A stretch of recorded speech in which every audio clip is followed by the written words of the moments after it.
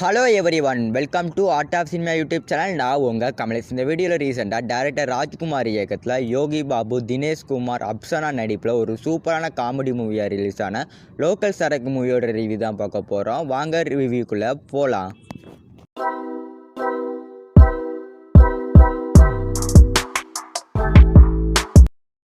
Local சரக்கு இந்த படத்தோட ஒன்லைன் ஸ்டோரி என்ன, நம்ம ஹீரோ வந்து எனி டைம் போதையிலே இருக்கிற மாதிரியான கேரக்டரு. தாங்கிட்ட காசு இல்லாட்டியும் பக்கத்தில் இருக்கவங்ககிட்ட வந்து கடன் வாங்கியாகட்டும் எனி டைம் வந்து குடிச்சிருவார்.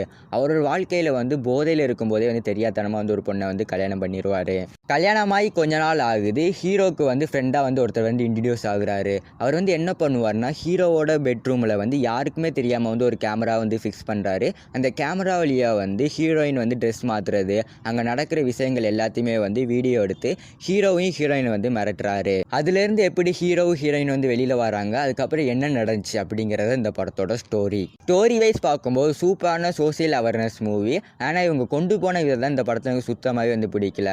ஒரு 30 நிமிஷம் எடுக்க வேண்டிய படத்தை பபுள் கன் மாதிரி இழுத்து ஒரு 2 மணி நேரம் கிட்ட படத்தை வந்து கொண்டு போயிட்டாங்க. ஒரு 30 நிமிஷத்தில் இந்த படத்தை வந்து ஷார்ட் அண்ட் ஸ்வீட்டாக வந்து எடுத்திருந்தா பார்க்க ஒரு சூப்பரான ஷார்ட் ஃபிலிம் ஆவாட்டு இந்த படம் வந்து இருந்திருக்கும். ஆனால் அவங்க இழுத்து ஒரு கேவலமான படமாக வந்து இந்த படத்தை வந்து எடுத்துட்டாங்க.